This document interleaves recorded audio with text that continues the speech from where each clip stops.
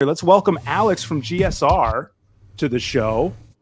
There he is. Hey What's guys, up, dude? Welcome. What's up, Alex? Welcome. thanks for having me, Jimmy. Loved the mix, the Ghostbusters, perfect timing for Halloween. That was solid. Was jamming to that backstage before getting in. So In the appreciate green it. room, yeah.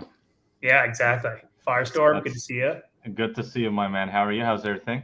Yeah, great. Just staying busy. As you were saying, it's great that there's a little bid in the market and things are, Yes. coming back a little bit. So excited to dig into that and hang with you guys for a little while today. Immediate key question. I don't understand where the bid is coming from. You guys must have some insight. What is causing this move? So, I have a traditional markets background. So a lot of what happens in crypto, I generally like to look back at traditional markets. I think particularly for the larger crypto assets, Bitcoin, Ethereum, ETH's up around 10%. You got to look to macro markets and see what's going on. I think overall, as you mentioned earlier, it's the Fed pivot is the focus. Like, the market's talking itself into the Fed going a little too fast and starting to talk down expectations. So you're seeing equities sort of bounce. But one of the big drivers, which is interesting from the equity standpoint, is we're getting through earnings. Obviously, earnings for the third quarter are a big deal. It hasn't been as negative as expected. So some positive earnings on the equities front is helpful. And then secondly, after earnings, companies are allowed to do buybacks. So when companies can buy back their own stock, it usually buoys the market. And a lot of these companies are happy to buy their stock down here at a 50%, 20 to 50% discount. In the case of Meta, down 60%. So like that kind of buyback combined with some of the technical Fed factors is pushing macro. And then on the crypto front, there's a couple items that are driving it, and I think things that are getting people excited. I would say one, obviously, Aptos last week was a big new launch. They had a big airdrop right before their launch, and people like free money. People got airdropped, and now all over crypto Twitter, it's okay. Who's going to go to the next airdrop? Which protocols should we be using to get airdrops? So I think when you see that, what you get is a lot of people buying ETH to then transfer it to a different protocol to move it around, and so it's helping. So there's the macro standpoint combined with the crypto specific excitement around airdrops and the backstory there. So I'm feeling pretty good. Yeah. I mean, it looks very interesting today. I'm not gonna lie, I'm not convinced that we'll truly get a pivot. I don't know if it's going to be a rate cut. It is possible, I guess, for a no more hike type approach. But honestly, everything is happening way too fast, man. I feel like, things are not improving overnight. I agree. Q3 earnings look good, so that's some glimmer of hope. So hopefully it stays around. Hopefully it stays around. We're all praying. What do you think of Aptos, by the way? Jimmy, this is something that we should look into and maybe talk about in one of our future sessions. I don't know enough, but what's your view of Aptos? Yeah, I'm going to say I don't know enough either. I know sort of the backstory with it's a lot of Solana-based investors and a lot of ex-Meta Facebook employees. Sure. Sounds like they're doing some pretty neat stuff. Obviously, layer ones. They're all about economies of scale. You got to get a lot of users because then as you get more users, you can build more dApps. And then once you get a ton of dApps on the chain, good NFTs, like those things, they're ecosystems that have to feed off themselves. They've done a great job getting themselves out there, raising money. Obviously the launch was successful. They're on a lot of exchanges. So from a trading standpoint, it's very liquid, easy to acquire the token. And yeah, so far so good. I need to do a deep dive. My main surprise was that the launch timing is in the middle of this massive downturn versus last year, right? So that's why I thought it was surprising. And obviously there is good volatility and good liquidity for them, so I think it helps. But it's going to be very interesting to see what happens to a project that launches this far in some sort of a big downturn. Like Avalanche itself actually launched right at the end of the previous bear, which was a huge advantage for them, in my opinion, because they caught the full wave. These guys, I think, may have launched a little bit early, but anyways, I feel like we already digressed quite a bit. We actually welcome our guests. We first say hello. You like dove into the macro piece so fast that great. I got carried away. I'm sorry, guys. I know Jimmy is looking at me like, bro. I'm not looking at you like anything. I'm looking at you like that was this. I'm enjoying this discussion. That's how I'm looking at you right now. Yeah. You know what I mean? No, man, like Firestorm was saying, Alex, it's just we love to get a little background on each of our guests every time we have a guest. I don't know if you've watched the show before, but if you wouldn't mind just giving us like the quick synopsis of like, how you got into crypto, how you came to work with GSR. I mean, I'd love to hear your story. Yeah, of course. So the crypto story is kind of a funny one. I was on the rowing team at Princeton University, and oh wow, cool. Name drop off the bat there. No. I'm saying rowing. Like I used to have tons of friends on the row team, so I was like, hey. Right. So one of my teammates was a computer science major, and at Princeton you have to write a senior thesis. So he actually wrote his senior thesis on the Silk Road and like the budding technology. So in 2012, every day we'd show up at practice nonstop. He would be chatting about this new technology, about Silk Road. And I just, was absorbing a little bit about it and asking questions. And so after school, I went to work at Deutsche Bank as an analyst in equity derivatives there. So focused in volatility markets. And that's right around the time when Coinbase was getting some traction. And so I downloaded Coinbase in 2013 and started messing around with buying and selling Bitcoin. Sort of from a trader mentality standpoint, and was around $50, $100 there. So was punting around Bitcoin in the early days. And the story goes basically, while I was at Deutsche Bank, I actually I made a pitch deck for the business on like why we should be getting into cryptocurrency markets and all that stuff. But it was way too early, obviously, for a bank, considering banks are barely there these days. Right. So I was buying and selling a lot, and I recommended a bunch of friends to join Coinbase. And back then, you would get $10 worth of Bitcoin for recommending friends. And so I probably recommended 5 or 10 friends and got $100 of Bitcoin when Bitcoin was 50. That's awesome. And so my personal trading, I chopped myself up. But then I got a couple Bitcoins for recommending people. And I just sat on those over the years, and I used that as like kind of my nest egg to get interested and do more stuff. And so it's always been sort of a personal hobby. Being on a trading floor, it's you're surrounded by smart guys who are following news, following markets, and so it's been a hobby from that standpoint. Not being a computer science person, I didn't dig into the code too much, but I was always interested in it from the social markets aspects. So I've been around, trading different types of cryptocurrency for a long time, but I just really didn't consider it professionally until around 2020. I just didn't think there was enough to do in it professionally. And I maybe missed the ball. I probably should have joined earlier, but at the same point, when DeFi summer came around and there was just so much more with all the DeFi applications, GameFi picking up, NFTs, like there was really just such a wide breadth of interest that I felt like, I'd done 10 years in traditional finance at that point, and focused in equity derivatives. And so I, was just interested in looking what would be a great opportunity in the crypto space professionally. And it's actually at a Crypto Mondays event in Greenwich, Connecticut. So I lived in New York, but bouncing around to just different crypto events where I had friends. And I ran into an old client of mine from my equity derivatives days who worked at GSR. And he said, look, this is what we do. You should come check it out. And 1 month later, I was working there. So nice. That's the background of how I got into nice and organic story, I should say. Yeah, I mean Silk Road. That's like the Wild West, man. Think about you are earlier than most people we had on the show. To be honest with you, when it comes to like 2013 and Silk Road, back then I knew Silk Road does exist. Funny enough, I was at Deutsche Bank around those times as well.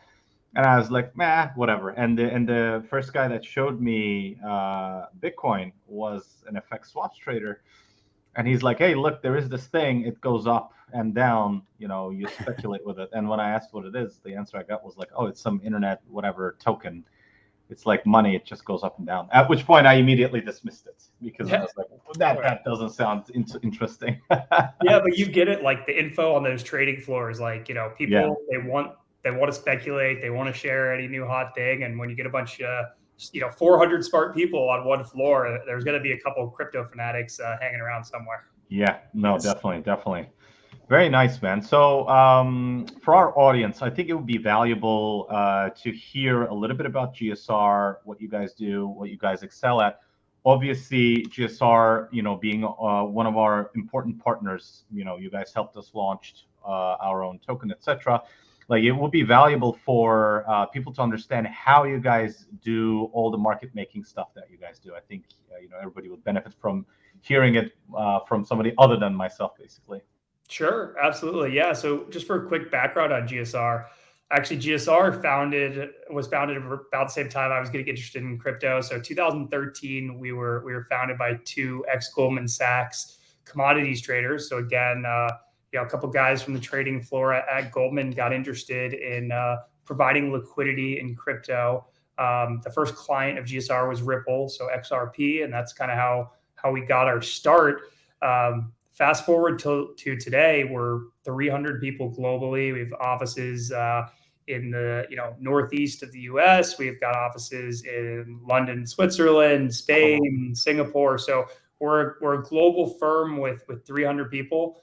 But really what we do, what our core business is and what we focus on is token issuer market making. And so what's token issuer market making as opposed to other people who call themselves market makers who may just be trading or doing other things? Token issuer market making is when you actually work directly with the protocols and the projects to receive a load of their tokens, and you use those tokens to provide high quality liquidity on central limit order books. And so that could be something like Dexalot, that could be something like Binance on the centralized exchange front.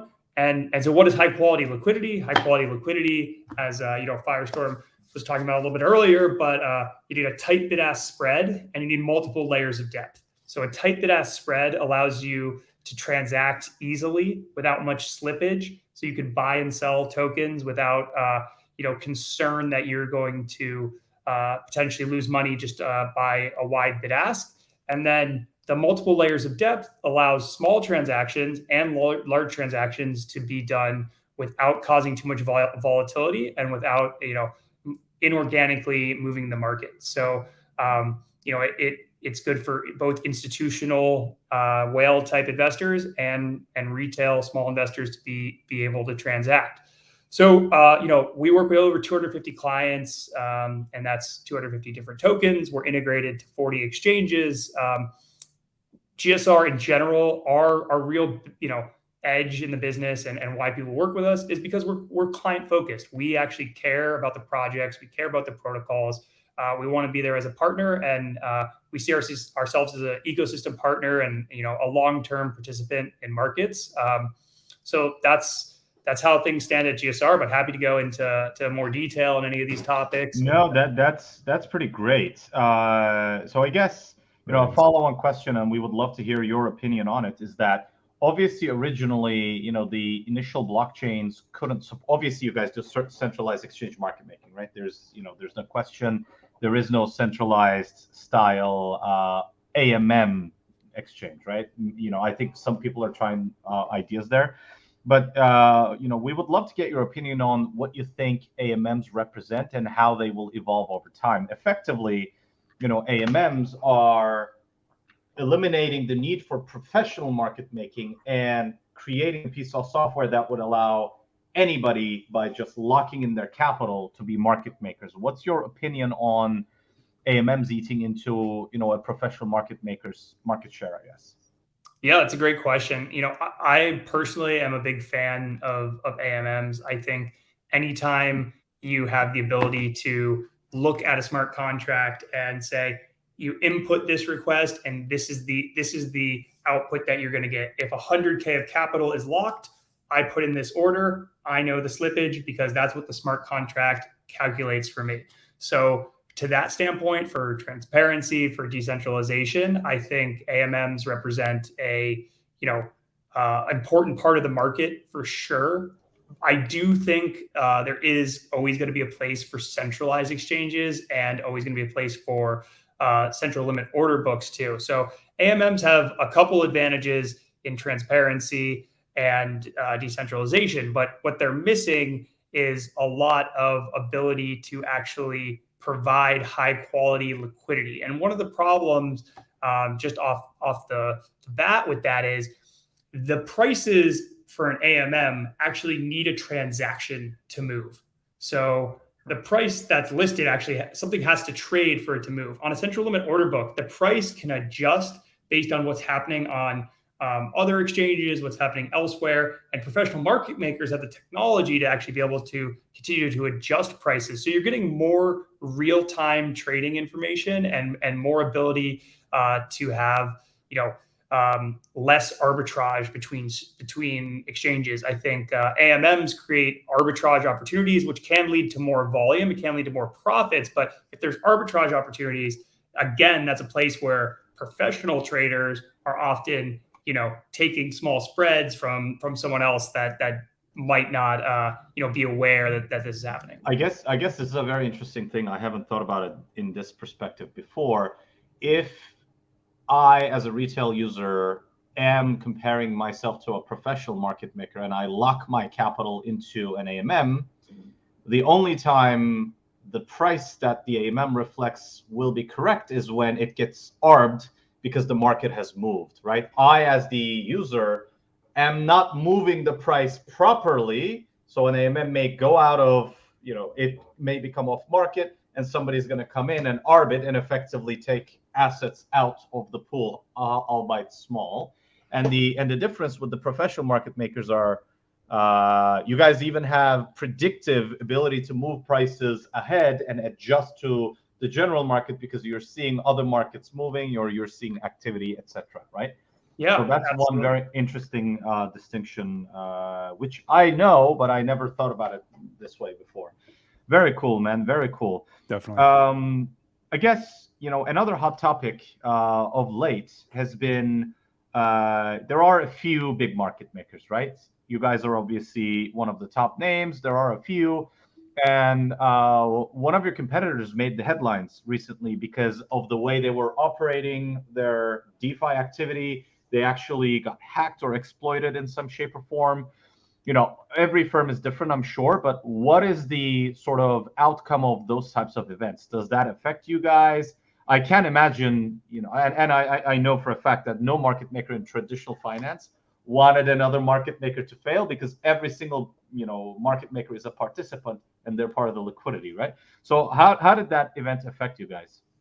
Yeah, I mean, to your last point there, I think overall, we want to grow the whole pie for all the users. We want a healthy crypto ecosystem. We want less hacks throughout all of crypto, and particularly we want market makers to be seen as trustworthy, safe places for projects to work and store their tokens. But these type of things happen, right?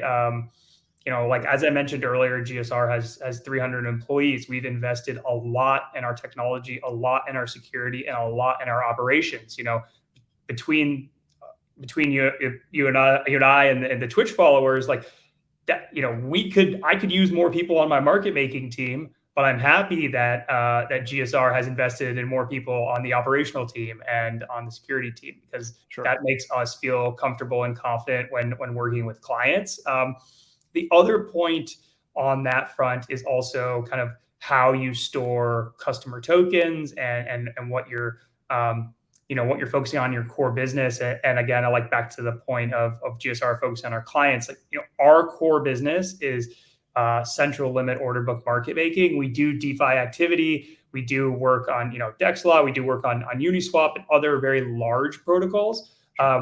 we have a pretty high bar to integrate to smaller protocols. And the reason is a lot of them are untested, can expose us to other operational issues. And we would love to be able to support every DEX that's, starting on every chain. But, given what's happened over the last 6 to 8 months, we have a lot of new internal processes and procedures and approvals that we have to go through before we can operate in certain DeFi protocols. And I think, look, overall, the counterparty in question handled the issue well. They came forward about it. They were public with it. They were front-footed, which is good.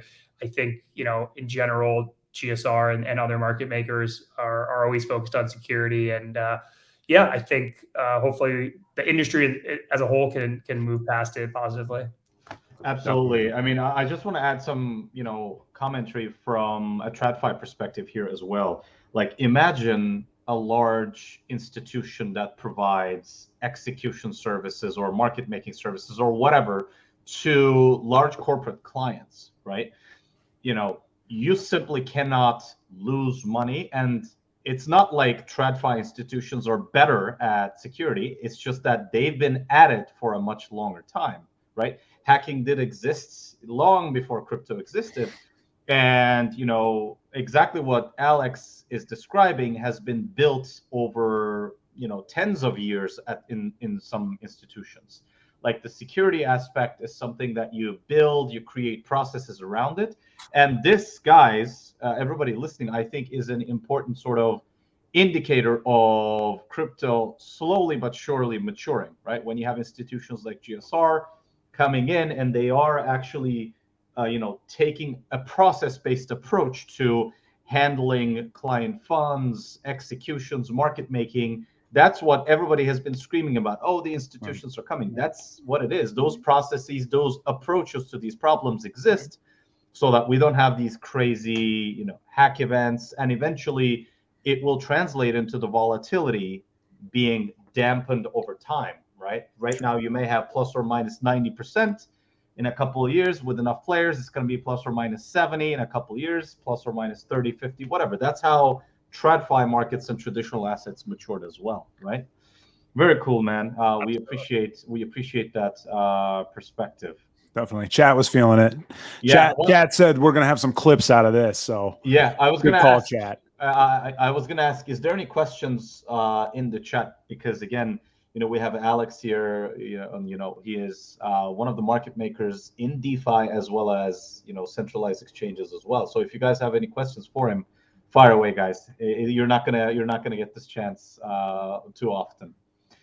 I guess while we wait for any questions from the chat, Alex, what is the most exciting thing that you see on the horizon for GSR as well as Web3 in general? I guess you mentioned GameFi already, but I just want to ask this question. Yeah, look, I think the most exciting thing on the horizon is just the bottoming of the like, we're in the process of finding the bottom right now. As you were mentioned, we're in the winter. Where's the end of the winter?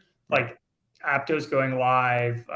There's a couple other big chains coming up, but where do we find this equilibrium is a big question that I'm excited about. But kind of, how do we move forward, and like the momentum and the building that I'm seeing, and the thing I would say I'm most excited about, and what I'm interested in and continuing to just pay attention to is the infrastructure. So kind of goes back to what we were talking about, like security, bridges, like actual portals to bridge Web 2 to Web 3, and like where the new infrastructure comes from. And I think that's what this kind of like winter is focused on. It's like, okay, we had all this craze and all this money pushing everything higher with zero interest rates in 2020, 2021. Now we got to take a step back. We're going to sit and we're going to think like, okay, what do we actually need for blockchain to be successful? We need like good infrastructure, quality teams, and institutions coming. So I think, I would say I'm most excited about, high quality infrastructure. Awesome. That's what's up, man.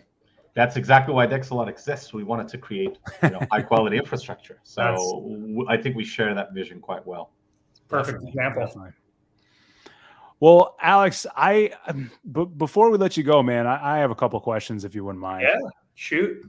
First, will you come back and talk to us some more about GSR and market making? Because I know the chat would really enjoy it, and we would really enjoy it. Actually, Alex, I'm gonna ping you. I want to interview you for like 5 minutes, and this will be squarely in your expertise. Besides the coming back aspect. All right. After this, okay? Yeah, we got a thing we would like you to a new thing that we'd like to do to help our community, basically. And always down for things. Yeah, you'll like it. Things and stuff, man. What's better? You know what I mean?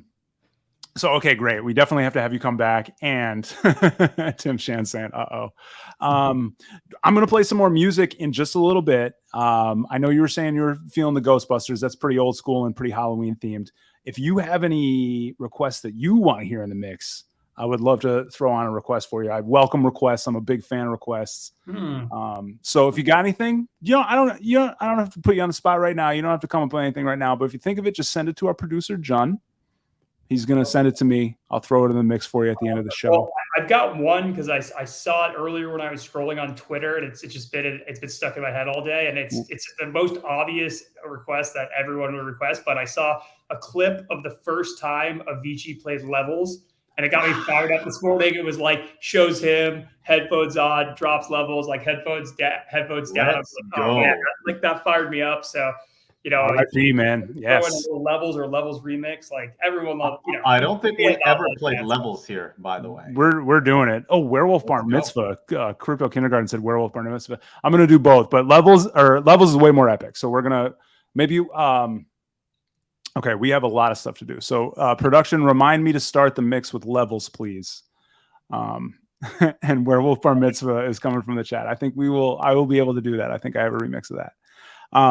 Alex, this was so awesome, man. Thank you so much for coming to the show and, just telling your story and telling us about GSR. You dropped a ton of knowledge. I had to take off my hat. See, what happens is if I take off my hat during the show, that means my brain is growing from all the knowledge that's getting dropped. You know what I'm saying? So thank you for that. Of course. Yeah. Thanks for having me, guys. Thanks for coming, man. Great combo. Good times. Always happy to chat market making. Always happy to chat markets. So we'll do it again. Yes, we definitely have to. Be around, man. Thank you so much, Alex. Take care.